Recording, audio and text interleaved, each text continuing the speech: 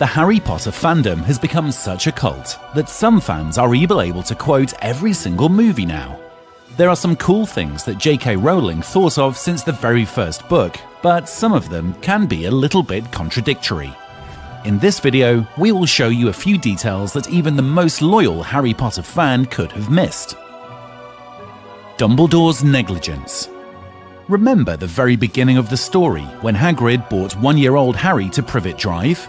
There we see McGonagall and Dumbledore already waiting for them and speaking of the future of the boy who lived. As it happens later, Aunt Petunia's house gets some sort of protection as soon as she acknowledges Harry as her nephew. Everything would have been perfect if it hadn't been for just one little nuance. Let's take a closer look at that night. Dumbledore brings Harry to his aunt's house's door at midnight and leaves a one-year-old child outside in November. A little child is left lying there for almost a whole night during winter? We might believe that Dumbledore used some spell on Harry to keep him warm, but what about Voldemort's followers? Really? No Death Eater would have thought of looking for Harry in a location as obvious as his aunt's place? So, on the night of the Dark Lord's failure, an unprotected young Harry is lying on some house's porch where nobody can defend him? That's slightly negligent on Dumbledore's part, don't you think? The Lord's Supper.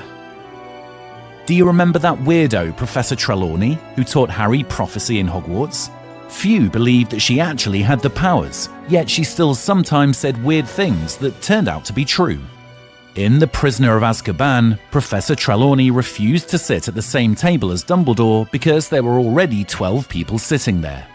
"I can't, Professor. If I sit, there will be 13 of us. And remember, when the 13 dine together, the first to rise will be the first one to die." It's not just a reference to the Lord's Supper from the Bible. In the Order of the Phoenix, Sirius was the first one to leave the table.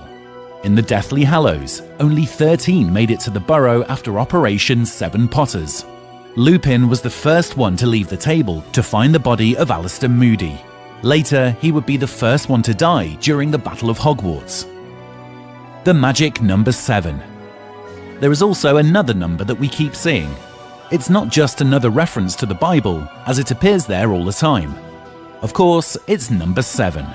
Let's do a little maths here and start from the most obvious fact. 7 years of schooling in Hogwarts. Well, guess how many players there are in a Quidditch team? Bingo! And which number does Harry wear? Pay attention! Daniel had to use all his acting techniques at the beginning of Part 1 of Harry Potter and the Deathly Hallows, as he had to portray 6 people who changed their appearance with the Polyjuice potion, and he himself was the 7th one. The Weasleys have 7 children, and Hogwarts has just as many floors. When Dumbledore first comes to see Tom Riddle in his room at the orphanage, one can spot 7 little stones that stand for the 7 future Horcruxes. Professor Lockhart. The job of the Professor of Defense Against the Dark Arts seemed to be cursed. None of the teachers stayed for longer than a year, and there was always a reason behind them leaving. At first, Voldemort taught the class, then Voldemort's stooge, then Voldemort's fake stooge. A lot of things happened during the 7 years of education, but we all remember the talentless and dull Gilderoy Lockhart from Harry Potter and the Chamber of Secrets. Anyone who's seen the Professor doing anything for longer than 5 minutes would understand that he is a hack. And of course, Professor McGonagall knew that, as she was constantly showing her defiance to him. However, McGonagall did send him to the Chamber of Secrets to save Ginny. And what's more, it's weird that he even got the job and taught Defense Against the Dark Arts, as it's obvious how important this class is. When hiring someone for that job, it wouldn't be odd to do some kind of background check on him, right? And any test would immediately show that Gilderoy Lockhart is an imposter. That means that Dumbledore was either negligent while choosing a teacher or just didn't care much. It's worth mentioning that Dumbledore's personnel policy is rather inadequate, even despite the fact that the opening for the Professor of Defense Against the Dark Arts was cursed. Alistair Moody. Well, speaking of teachers of Defense Against the Dark Arts, do you remember Alistair Moody, who Barty Crouch Jr. pretended to be? Of course, there was a great plot twist, and keep in mind that in the Goblet of Fire, Alistair taught Harry a lot of things, deserved sympathy, and never, that's important, aroused any suspicion from Dumbledore or anyone else. So he was the true Alistair without actually being him. Later, when we see the real Alistair, there's no difference between him and the fake one. And that is weird, as the Polyjuice potion only gives you the appearance of a person, not their character. Turns out that Barty Crouch was a genius faker. Illiteracy. They don't pay much attention to education there at Hogwarts, do they? Have you ever seen students studying maths, physics, or literature? Or is knowing how to turn your rival into a polecat, or how to get rid of bones in your body, more important than knowing English? Turns out that when it comes to traditional classes, the wizard's progress stops at the level of an 11-year-old child. Muggle studies give us hope, but it's an elective, and we have no idea what they've been studying there. Perhaps we just haven't been told about all the nuances of Hogwarts education. Always. What about another professor of defense against the dark arts, Severus Snape? Everything seems a bit ambiguous there. On the one hand, since his very first meeting with Harry, he's been showing his defiance. On the other hand, in the end, we see his other side and notice details we hadn't paid attention to earlier. At their first meeting in class, Snape asks Harry, "Tell me, what would I get if I added powdered root of asphodel to an infusion of wormwood?" According to Victorian flower language, asphodel is a type of lily, meaning "my regrets follow you to the grave," and wormwood means absence, and also typically symbolized bitter sorrow. So the hidden meaning of Snape's question is actually a confession. I bitterly regret Lily's death. Isn't that beautiful? Horcruxes. The Dark Lord created Horcruxes, and then, after his attempt to kill Harry, just vanished into the air. Why couldn't he re-emerge from one of the Horcruxes, if that's why they were created? After his attempt to be reborn from the diary, why did he never try to re-emerge from the ring, the tiara, etc.? If re-emerging from a Horcrux can only be activated with the help of another person, Ginny Weasley and the diary, how could Voldemort hope that such backup would even be useful? And then, why did he create them in the first place? Too many questions about these Horcruxes. Trelawney is actually able to foresee. We all know that Harry was the last Horcrux.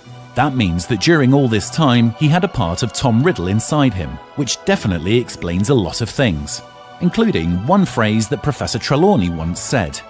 In The Prisoner of Azkaban, she says to Harry, "I think I am right, my dear, in saying that you were born in midwinter." Harry then tells her he was born in July, which questions her ability to foresee the future. But Voldemort was born on the 31st of December, and that means that Trelawney felt the Dark Lord's presence 4 years before Harry and the readers found that out. Moaning Myrtle. One more phrase you might have missed, which also carried a deep meaning. Ron found it funny when he found out that Tom Riddle had a special award for service to Hogwarts. He joked, maybe he murdered Myrtle. That would have done everyone a favour. Tom really did kill Myrtle with the help of the basilisk. Not a very funny joke, is it? The Marauder's Map. The Marauder's Map is quite a powerful instrument that allowed Harry in The Prisoner of Azkaban to not only find a few secret routes, but also to find Peter Pettigrew. Peter has lived as a rat in the Weasley family for 12 years. At first, he was Percy's pet, but then Ron took him. You've got the hint, right? The Marauder's Map was owned by the Weasley twins for some time. And how could they not have noticed some guy sleeping in their brother's bed? Doesn't make sense, does it? On the other hand, the map was really powerful, and that fact was acknowledged by Joanne Rowling herself. The Marauder's Map subsequently became something of a bane to its true originator, me, because it allowed Harry a little too much freedom of information. But still, not a single word about a man in Ron's bed. Hedwig. Have you ever thought about why Harry's owl had this name? Yes, the name is another hint about what's gonna happen next. Saint Jadwiga, Hedwig, is known to be the patroness of dead children, so as long as Harry's owl Hedwig was alive, it saved him from death a few times. When it died in the last book, it was probably a hint to Harry regarding the events that were to follow in the Deathly Hallows. The Sorting Hat. Have you ever thought about why Peter Pettigrew was sorted into Gryffindor? Peter isn't very heroic, but his ambitions, which are highly appreciated by Slytherin, would have to have influenced the Hat's choice. Hermione Granger doesn't seem to belong to Gryffindor either, because Ravenclaw seems to be better suited for her. Neville Longbottom would also fit better in Hufflepuff. Seems like J.K. Rowling placed all the important positive or somewhat admirable characters into Gryffindor and placed all the negative ones in Slytherin. On the other hand, in an interview, she tried to explain that phenomenon like this. The Hogwarts sorting hat usually thinks for less than 5 minutes. The writer explained that it took the hat a bit longer for Hermione, Neville and Harry than for other students. And when young Professor McGonagall and Peter Pettigrew went through their sorting, a hat stalls happened, and the hat thought for more than 5 minutes. It couldn't decide where to sort McGonagall, debating between Ravenclaw and Gryffindor, and debating between Gryffindor and Slytherin for Pettigrew. Cho Chang. Remember Harry's first love?